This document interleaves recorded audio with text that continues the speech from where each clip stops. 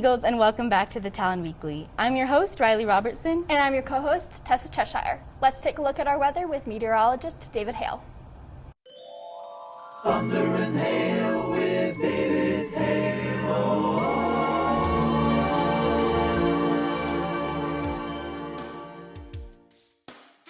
Okay, so this past week it was a lot rainier than what we've seen previously. Now, going into tomorrow and throughout today, it's gonna be a lot warmer. David, what are we doing here? I mean, what's going on here? Like, you bring me on, and then that's your forecast? That's what we're doing now? What's happening here? Well, I mean, did you look at anything before you did this forecast? Usually, or did you just show up here? This is it. Your hair looks good. The glasses, they work. I get it. You got everything going except for the forecast. What are we doing here? Can you help me out? Unbelievable. Should I take over? I don't feel like I should take over. I mean, I got a job. I mean, you know what I mean? Like, I'm on 4 to 5, 5:30 to 6, 6 to 7, 9 to 10, and 10 to 10:30. And now I'm doing David's gig?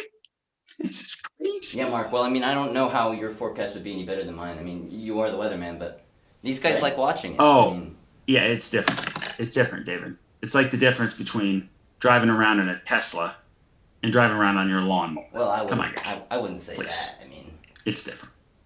all right. Well, let's take a look at the weather. Thunder and Hail with Mark Ronchetti.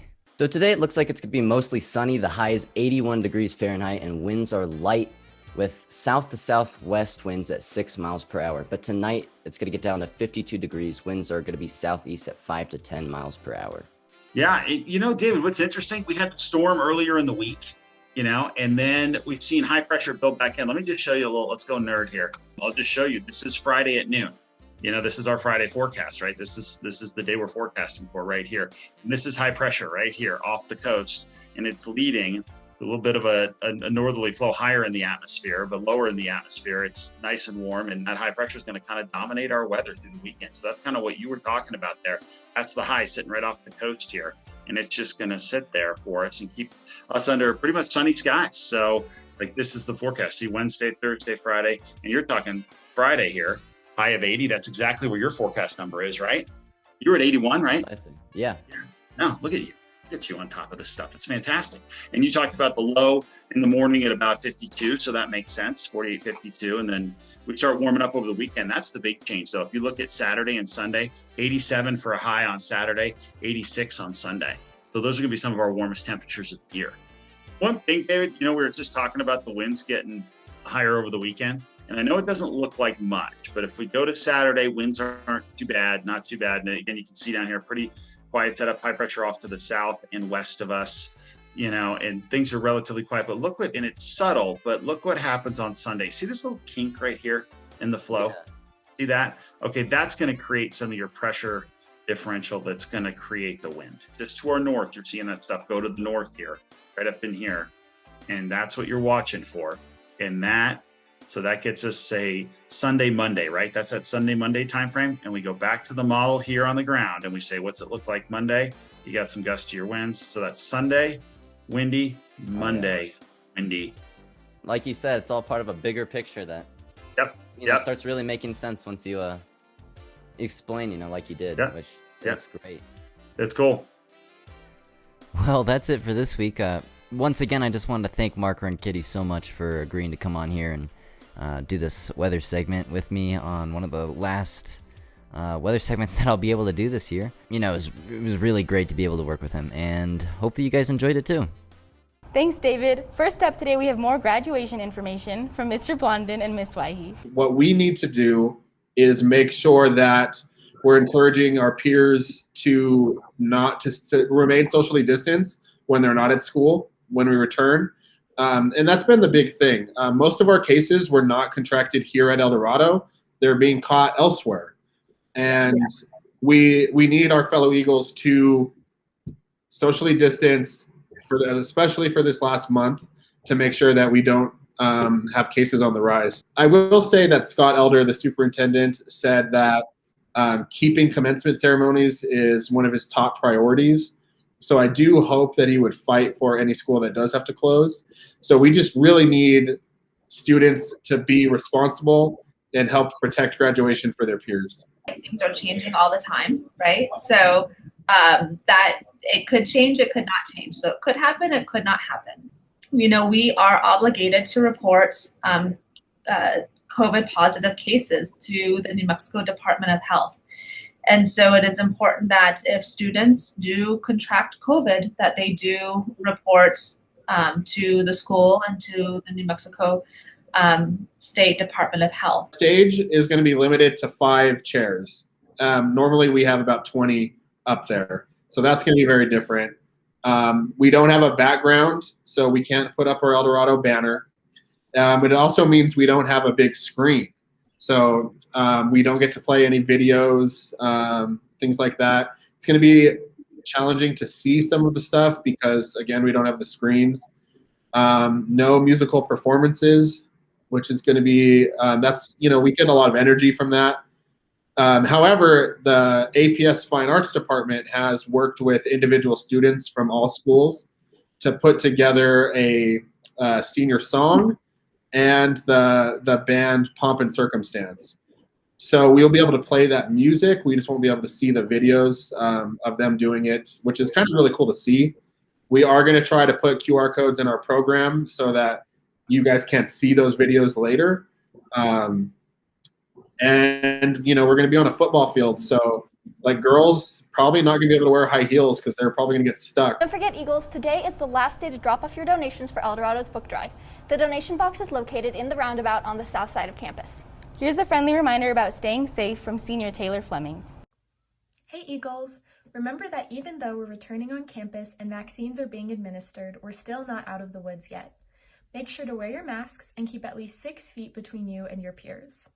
Hand washing is also very important.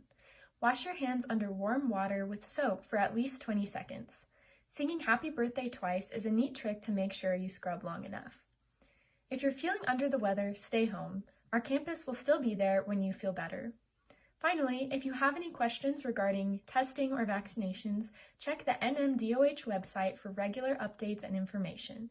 Have a safe weekend, Eagles. Can't wait to see you again. Interested in drama? Thespians meet Tuesdays at lunch on EHS_Raison. Feel free to drop in the meet anytime. Teachers have also had to adapt to the challenges of returning to in-person school. Navigating how to teach students both online and in the classroom has been an obstacle, especially when internet issues present themselves. My name is Jennifer Coughlin, and I teach science here at El Dorado High School. And the first day was a little brutal because the Wi-Fi was not awesome, but it's been better. The kids have been really positive. The participation and engagement seems higher for the kids who are here. The kids have been really positive about cleaning up after themselves and wearing masks in class. I'm really happy to not have had any negative exchanges with students about it. I got my vaccination from the pit, and it is really not a problem at all. Hopefully, you know, more of you will get that. Your parents will get the vaccines, and then we'll be able to have, you know, a little bit more normalcy. I think that wearing masks when you even have a cold should become the normal. In my classroom, I've separated the desks. I numbered the desks because we have to keep track of where you sit, and I had to create a new seating chart. The lesson planning is going to be a little tricky. We're still kind of trying to discover what's the best way to teach all the kids in this strange and uncertain time. We've already had some kids test positive and had some kids quarantined. We're seeing cases increase. So I hope that masking is the number one thing that we can do to protect each other. People are masking and masking appropriately because this thing is stupid. This is your breathe hole. You need to keep this covered. So I think that a lot of people have learned how to conduct themselves better so that if something happened again in the future, it won't be as bad. My name is Cheryl Tomlin, and I am a secondary English teacher. I teach 9th and 10th grade English. The first day back after learning virtually for 2 weeks, and then, you know, prior to that, we had been in person for about a week. It was interesting yesterday. I was really excited to see everyone, excited to be back on campus and have actual students in front of me. That was really exciting, but there were moments when it was a little awkward just because we haven't really been around people in a while, or maybe been in a school environment. So there was a bit of readjusting to do. But after that readjustment period, it went well. I saw a drop of about 5 students, I think, per class. I mean, that's a rough average, but there were definitely fewer students in class this time around. And I think just from what I heard, obviously this doesn't represent every student, but from what I heard, people are just really comfortable at home and they don't want to go through the hassle of having to come back just for the last few weeks of school. It's incredibly difficult. I feel that when I look at my students who are here in person, I'm ignoring the students online. And when I look at the students who are online, I'm ignoring the people in class.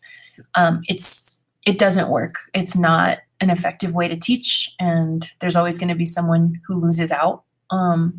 When I have to split my screens, when I have to split my attention, it just makes the process of learning that much more difficult. So it is not ideal. There is no comparison to learning in person. It's absolutely the superior method of learning and instruction. It's hard to tell people not to interact with each other and not to get close to each other, or to stay apart. It's difficult to enforce those rules because we're social creatures, but unfortunately, we have to be the bad guys and kind of tell people to pull their mask up or to separate. It's hard for us as teachers to get our students engaged at this point because you all have been through so much. The back and forth, the not knowing, the schedule changes, the lack of motivation. It's difficult for us to make connections that we normally would have had in a regular school year. That's been hard. And finally, here's our fun fact of the day. Hey guys, the fun fact of the day is that it is actually legal in the state of Michigan to hunt unicorns. Don't forget to follow us on Instagram and Twitter at EHS Talon Weekly. Thanks for watching, Eagles, and we'll see you next time. Have a happy Friday.